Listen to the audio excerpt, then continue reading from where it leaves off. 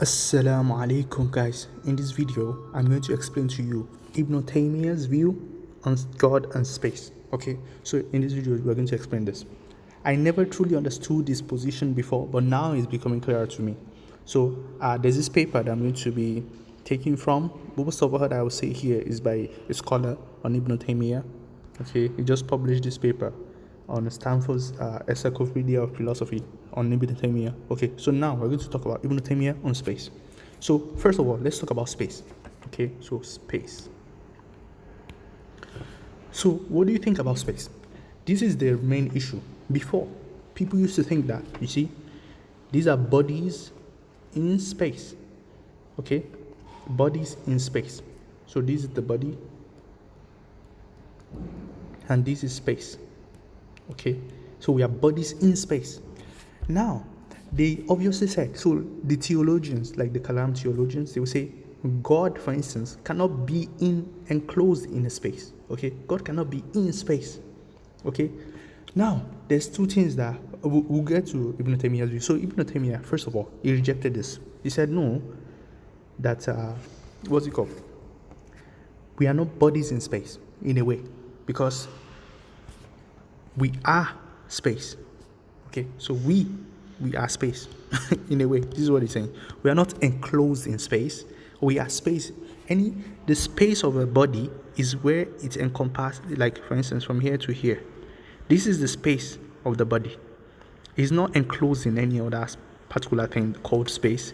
So the body itself is a space. So in a way, from modern physics, you kind of understand this position. It's actually, I agree with that. Okay, so we are not inside any particular space, but we are space ourselves. Okay, such that, let's say this is the world. This world is also space. So in a way, let me know. Let's not go too fast. So the point is that the early people used to think like this. So Ibn Taymiyah said no, that the Aristotelian is not the one that came up with this, by the way. It's Aristotelian, according to that paper, that we are not in space, we are space. So when the theologians say that God cannot be in space, he will say, yeah, God cannot be in space because there is no space to be in the first place. So if you understand these two positions now, we will now go to the next part. Where is now the problem? What's the problem? The problem is that, let me show you. The Kalam theologians, they say that, you see, let me see, which color should I use? Let's use this one. So the Kalam theologians, they said, okay, fine. We are not, both this space and the body, they are bodies. Okay, so according to the Kalam theologians, the body is a body, is jism. Okay, so they will say jism. Jism is basically anything that has extension. Okay, anything that has extension. So Jawhar, it will be like they go to the idea of atom, indivisible, zero, let's say zero dimension for your understanding. Then you have 2 points, then you have one. That's one dimension, right? Then you have more points. If you have more points, then you can make more dimensions. And if you have 4 points, you can connect like this, and you are getting there. You're getting to a body gradually. So the point is that they go to the idea of an atom. That an atom has no dimension, no extension whatsoever. So if something has no extension, then what's it called? That is the smallest body, according to the what's it called? The Kalam theologians. Okay, so they say it has about, well, this is problematic, but anyway, that's the idea. So if this is true, both the body, you see, this body has a size, and the space that it is in also, it has a size. Both of them are extension. They have extension. So you cannot refute the Kalam theologians by just telling them that, you know what, every body is actually not in space. It's actually space. Yeah, it's true, no problem. But it's also extended. It has extension. And according to the Kalam theologians, they have many arguments, by the way, to say that anything that has body is composed and you can be divided. And then Sheikh Ibn Taymiyah, he will say, okay, what about if it cannot be divided? So God, the point that we are getting to is this. If you never understood him before, I'm trying to show you what he was thinking about, according to that paper. So let's now go back to the idea of God. So the Kalam theologians say that God cannot be in space. Sheikh Ibn Taymiyah is saying that Yes, we agree. God cannot be in space because God is space himself. He's not in space. God has, the point is that God has size. He has extension. Extension. God has extension. You see, even though he's not in space, he's not occupying any particular space because he has space in his essence. So space and time is in God's essence, according to Ibn Taymiyah and the scholars on him. Space and time is in God's essence itself. It's not like God is in space or in time, like you guys don't want. They will say, God himself is space and it's time. Okay? Anyway, that's what they are saying. So now, you may be wondering, how big is this space? So, he said, I'll show you now from the paper, that God is incredibly huge, incredibly big. So, because he believes that God cannot be infinitely big. And this is the problem the Kalam theologians were trying to avoid. Once you say that God has a size, how big is it? Is he infinite or finite? Okay, because that's the next question now. You say God has a particular size. First of all, the Kalam theologians they will charge you that you are a mujassima, because you have affirmed extension for God. So according to them, this is a body. Anything that has extension is a body, according to theologians. Anything that has extension is a body, and is jism. That's their position. So if you say that God is not in space, but God has space in himself, so God is like space itself, then it's still a body, according to the, and it's a body. And you're even talking about how big. The moment you can ask a question about how big something is, you are talking about something that has a particular size. And funny enough, according to that paper, Sheikh Ibn Taymiyah, he said God is incredibly big, but it's not infinite. So it has a size. This is where they said that they charge him that he affirmed limits for God. So God cannot be infinitely big. It has to be finite. You see the problem with this? So this cannot be infinitely big. But Na'uzubillah, I'm not using this to depict God, but just to depict the idea. Na'uzubillah, astaghfirullah. Okay, so it has to be finite. It cannot be infinitely big. So let me show you from the paper to sum up. Okay, so here, look at what this in this paper it says. To sum up Ibn Taymiyah's views on God and space, God is a huge, indivisible, spatially extended existence that surrounds the entire universe. God is not an existence in space, nor does God transcend space. Rather, God is spatial in God's essence. There is no void space, and no space exists apart from God and the universe that God has created. Okay, so if you don't understand what that means, it's basically saying that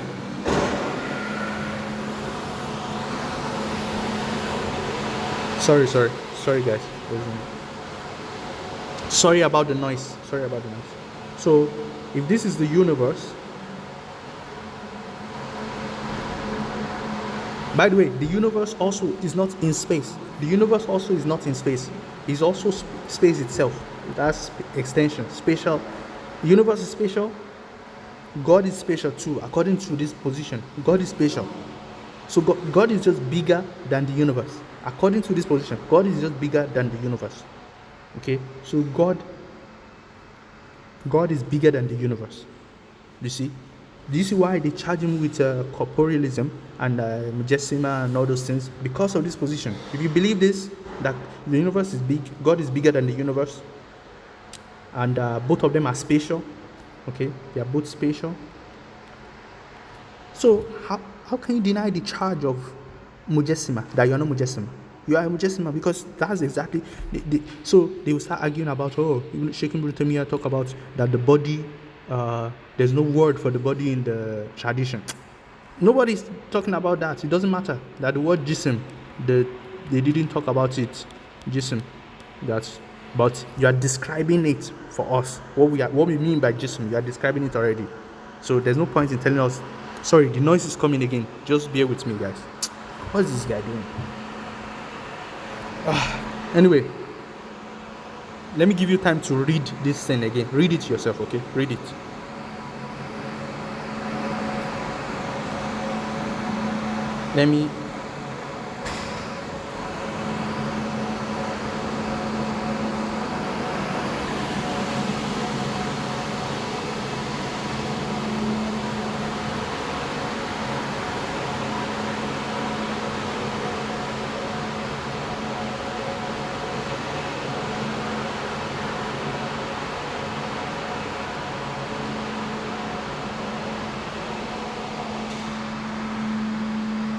Okay, you can see from here that he's saying that the notion of God's spatial extension easily suggests that God is a body.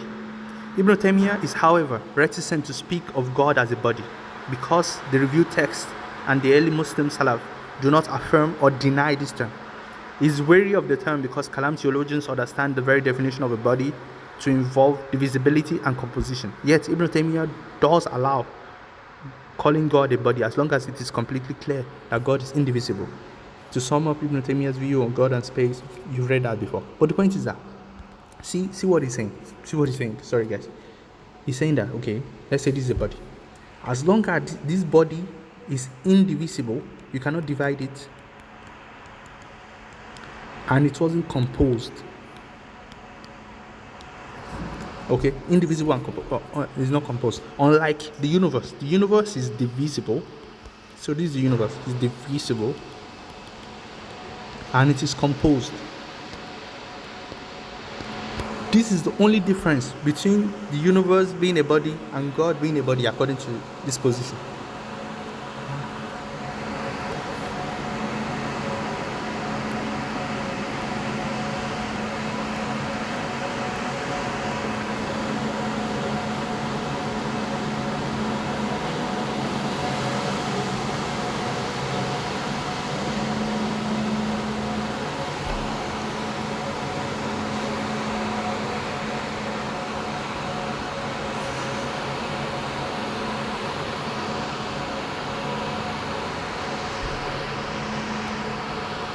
Okay, so this is the only difference.